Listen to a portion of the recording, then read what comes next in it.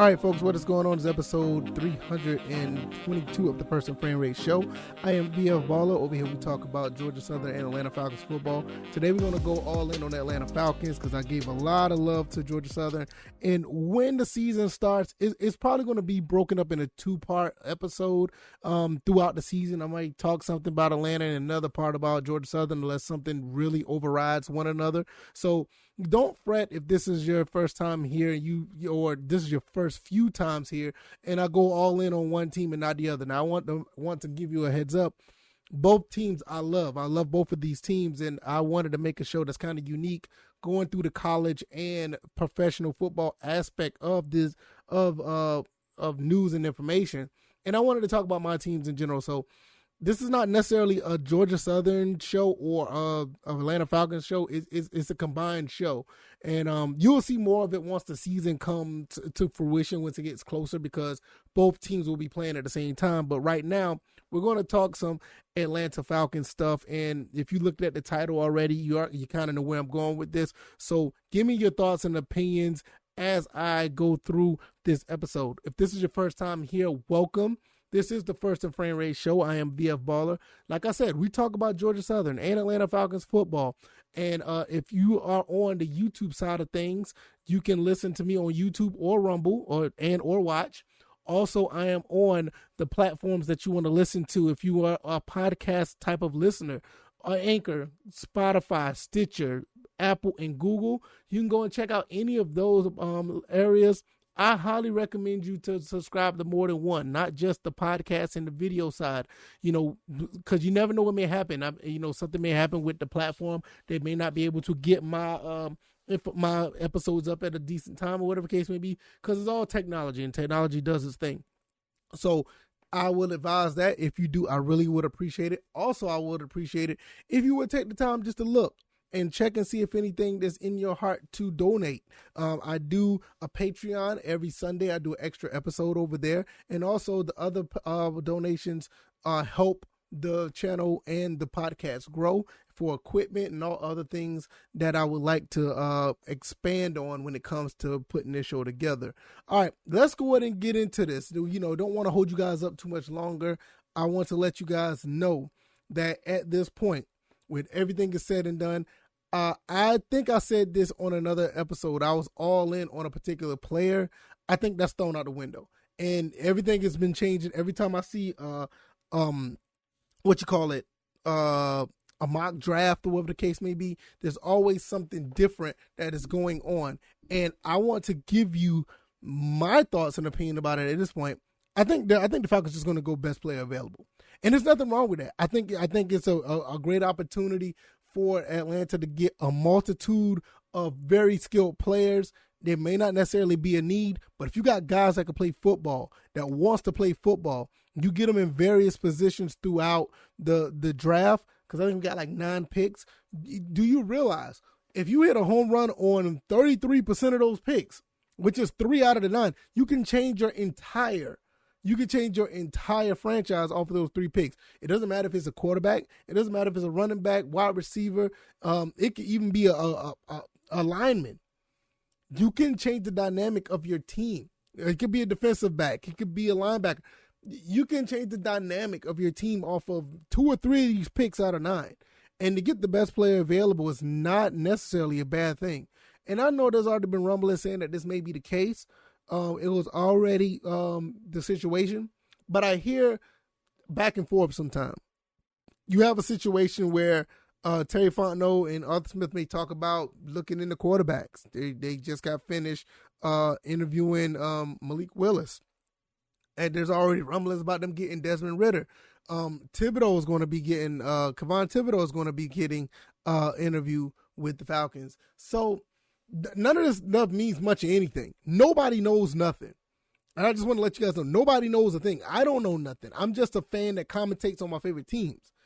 And I don't have sources. I'm not trying to be in that business to have sources, because people just lead you the wrong way. I'd rather just give you my honest opinion about things that happen and give you my, very hot, very cold, lukewarm takes about what's happening down the road.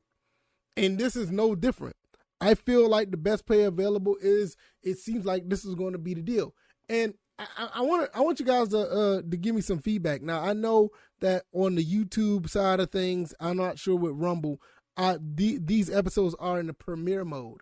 And most of the time in premiere, I have people who listen, but they don't really, chat in the comment section. This is a good time for you guys to do that. I'll be in the comment section also chatting back and forth with you guys. So let me know what you guys think. Is the best player available? Does it seem like it's highly likely? And is this a good path to go down? Because I know there's some people, I look at people in Discords. Shout out to Atlanta Falcons Nation. Those guys do a great job on YouTube. That they also have a Discord that they actually, it's like a lot of people in their Discord is like going all in on pass rush. And I get it. We need pass rush. It's a need. But is that player will be the best player available at number 8? Will that player be the best player available at 43? Will that best player be available at 58? Now, I'm not going on further in the third round because third and fourth, if you're getting a pass rusher at that point, you may be getting the best player available, but I'm not sure how productive you might even get a steal. No telling. You may turn around and get a Max Crosby in the third or fourth round. So who's to say? Like, we don't know. But who's to say like 8, 43, 58, 74, 82, 114? Who's to say that the best player available is literally the best player available that could turn this franchise around? What if at number 8 you get that quarterback? What if number 43 you get a wide receiver? What if number 58 you get a defensive back? What if you get a pass rusher at number 43? I mean, this is something to really think about. And it's easy to say that this is a safe bet because it still leaves the unknown out there. I get it. But to be honest, we don't know. Hey, these guys can have a guy that they want at number 8 right away. And if another team before them ends up picking that player, we might get someone else totally different. Or vice versa. They may just change their mind. You just have to understand that. They just may change their mind the day before. The only time when you see stuff like this at set in stone is you like the first overall pick. You hear stories about them already signing contracts and everybody knows the first pick is going to be. Because I think I remember like way back when Matthew Stafford was picked. I think he was number 1 overall. Correct me if I'm wrong. But I remember he signed his contract beforehand. I think it was a couple other guys that was picked overall. They signed their contract days before. I think Baker Mayfield was one of those type that signed their contract 2 or 3 days before the draft. So you just never know. But when you're picking at number 8, it's like, all right, what's going to happen? You still got the Panthers at number 6 who need a quarterback. You still got the Lions who may pick a quarterback. You even got people like the Saints that may even move up. So you just don't know. I mean, the Saints just made a blockbuster trade to get 2 first rounders. They have draft capital to move up. How far? Who knows? Now, the Falcons got draft capital too now, don't get me wrong. And if you get the right team with the right price, you can move up as well. Now, there's also a situation where you can swap picks with somebody and trade back. You mess around and get like 12 or 13 picks this draft, which is insane. Or you can turn around and get 10 picks for this draft and have another 9 for next year. So, I mean, it is so much going on. The only thing I will say, honestly, is to make sense when you're making your hot takes. Make sense when you're making your lukewarm or cold takes. Just make sense when you're making an opinion. And that's what I try to do. This is like I was talking about the Sauce Gardner thing. I thought Gardner was going to be a perfect fit on the other side of AJ Terrell. We turn around and get Casey Hayward. Then I turn around and say, hey, we're going to maybe get a wide receiver. What about Drake London? I actually thought about Drake London could be a good fit. Man, we ended up signing like 3 or 4 receivers. I think like 3 or 4, at least 2. No, 3. We ended up signing 3. 1 from Chicago, 1 from the Bengals, and 1 from the Lions. So this stuff is not set in stone like, oh, these needs aren't going to be met. Like, we already talked about pass rush. Bam, we get Lorenzo Carter. Bam, we need somebody to fill in for Lavoie Oluokun. Bam, we turn right back around, and we end up signing, what's his name again? Oh, yeah, Rashaan Evans.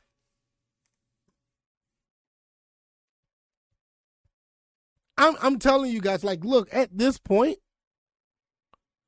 we don't know who they're picking. And whoever they're picking is not based on a need.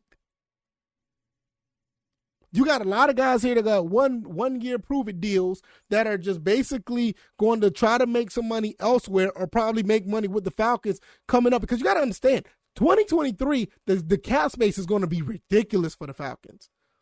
You probably have 3 or 4 guys that are here now that just signed a one-year deal, probably going to get a long-term deal next year. Man, I would love to see Rashaan Evans ball out this year, and he's locked up for us for the next 4 or 5 years. I don't have a problem with that.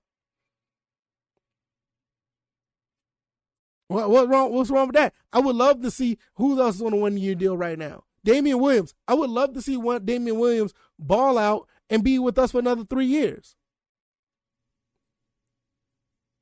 This is setting up very, very well. Very well for the Falcons. Very well. Everybody want to sit there and talk about, the Falcons are having this issue. They're having that issue. They're poverty friend. I kind of see it now. Do I know what players they're going to get? No, but I see the vision of what Terry Fontenot and Arthur Smith are doing. You may not like it. You may have a problem with it, and that's fine. You're entitled to opinion. We all are. Some things they done I don't like. I don't like how they tried to go after Deshaun Watson. To be quite honest, I'm not a big fan of the wide receiver signing that they got from Detroit. And I'm a little skeptical on the one that we got from the guy that we got from oh goodness, what is his name? From Chicago. I'm not too happy about it, but hey, I get it. You want some guys to come in here that's going to be Demir Bird.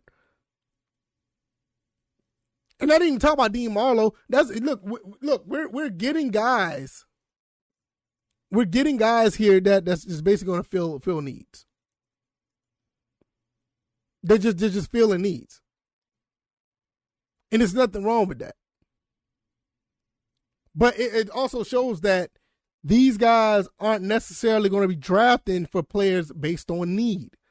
They're probably going to end up getting the best player available, and everybody that's on a one-year deal, if you want to make some money with the Falcons, this is the place to do it. We're going to be like, 130? 100? It's going to be at least $100 million in free cap space next year. Let Alden Tate mess around and have a year like he did before when he had like 40 to 50 catches. Now he could end up locking up with us for another 4 years. I mean, that's good economics. And on the flip side of that, you're still going to have room for 2023, whatever draft class you bring in, on top of the ones that we bring in this year. The only thing you may want to do next year depends on who they draft in this draft coming up. You may want to make it an issue to go after quarterback right now. In 2023. That may be your only need that you may want to go after, because I heard the draft class in 2023 is actually going to be pretty good. It's going to be better than this draft class. I don't know. I just look at this and I'm like, okay, what we got in front of us is set up to be really nice. The only thing that needs to happen, the only thing that don't need to happen is for these guys to blow it. They don't need to mess this up. This is a very good situation where they're in a situation where they can still compete. They literally can still compete and rebuild at the same time. You got guys that's here that are one-year deals that wants to make money and wants to make a name for themselves, whether it be here or somewhere else. On the flip side of that, Terry Fontenot is already putting money in 2023. With the cap space that we have, man, it's going to be nasty. It's going to be nasty because we're going to have a lot of money coming in for 2023. Give me a second. Let me see if I can pull this up. Right now, the team is $4.2 million in cap space. Next year, they're going to be at $96 million. With 25 players on contract. So half of the team is going to be under contract. 25 players going to be under contract in 2023. And you got 96 million. You got a very good situation here where you could put some money on players that actually proved it to themselves that they can ball. And if you put out a pretty decent product, let's say you win 9, you win 8 games, you're going to have players that probably want to come here and play. Not only for the money, but for the culture. And one thing I will say about this, the culture that Arthur Smith is putting together, it weeded out a lot of players. Some people did not want to be here anymore. Some people started wanting to badmouth when they left. Hayden Hurst, he had an on-the-field issue, and I'm not taking nothing away from his mental health. I don't have a problem with that because mental health is serious, unless if you're Calvin Ridley. But, I'm not going to go leave that alone. But he had a problem with on-the-field issues as far as actually not fumbling the ball, but, Julio Jones didn't want to be here. Calvin Ridley had his issues. I'm pretty sure there's other players did not like the way that Arthur Smith came in, because Arthur Smith came in about business. If y'all don't remember when he first came in, he came in cussing and fussing on the field, getting players in line and ready to play. And then I'll be damned if this guy didn't get these guys to 7 wins, because we had no business winning 7 games. None. Especially after Calvin Ridley. I don't even want to go down that path, but you kind of understand what I'm saying. The culture is changing. You got players here that want to play. And I'm surprised. And that whole narrative is gone now. That whole narrative is gone. You got players here that want to play. Casey Hayward, Marcus Mariota, Lorenzo Carter, Cordell Patterson.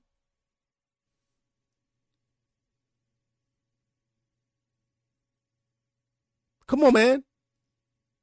Damian Williams, Auden Tate. You got players that want to be, because if they don't want to be here, they wouldn't sign, especially after an abysmal season that we had. So players want to be here. You're changing the culture. You're going to draft players, and there's one thing that he said, I'll never forget that he said, and it'll always stick with me. Arthur Smith said, you bring guys in, you draft them, and you build them up. You motivate them, and you build them up. Now, how did that play out? One person in particular that worked out very well for, come on, Kyle Pitts, that's one. But Kyle Pitts is going to eat regardless. I'm glad he made over 1,000 yards receiving. Phenomenal job in his rookie season. But one guy that worked for was Jalen Mayfield. Jalen Mayfield is the prime example of what Arthur Smith is trying to do. Now, did Jalen Mayfield have the best season? No. Did he have the best rookie season? No. But I will say this. He improved. Jalen Mayfield improved. I have no issue with what Jalen Mayfield went through, and I'm glad that he went through it. Started all 16 games, or he started 16 to 17 games last year. Don't see any stats on him here, but that's nevertheless. There it is.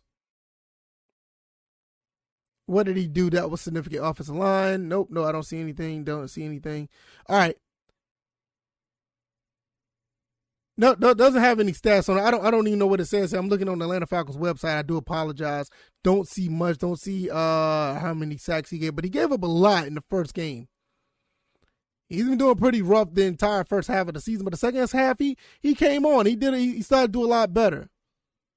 But that's the type of players you want to come in here. They may not be the best. They may not be the most talented. They may just be the best player available at the time. But they turn into something. And not only from a team standpoint, because that builds up your players, and that right there just is very contagious throughout a 53-man roster. But on top of that, is good economics. You get players for a low amount of money until they're way too expensive to keep, and let them make money elsewhere. Or if you're that good with money, like Terry Fontenot looked like he is in 2023, you can keep some of these players and give them big contracts and let them be happy and let them be a franchise pillar in your franchise. I don't understand what is hard about this at the end of the day. And with the whole situation, I'm bringing back full circle before I finish, bringing guys in that are the best player available at the time, you're going to get the best player that's on the chart. If you do that, you're going to get guys that's going to want to play, and they're going to be good at playing wherever they are. And if you bring that same mantra that Arthur Smith's going to bring them in, build them up, turn them into something that they thought they wasn't, make them play beyond their potential, have them happy that a coach believes in them, have them happy that a GM believes in them, and they turn around and they be loyal to you, and you don't have situations like a Julio Jones. You won't have a situation like a Hayden Hurst. You won't have a situation like a Calvin Ridley, because those guys always reciprocate when a team is loyal to them. They always reciprocate when a team believes in them. This goes back to Little League.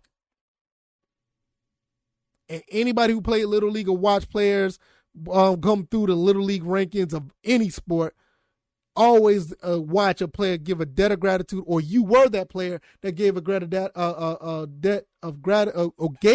a debt of gratitude to that coach who believed in you.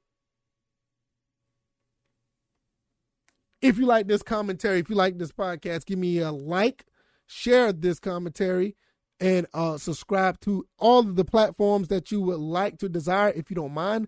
YouTube Rumble is the visual side. If you want to listen to us on the podcast avenue, Anchor, Stitcher, Spotify, Apple, and Google.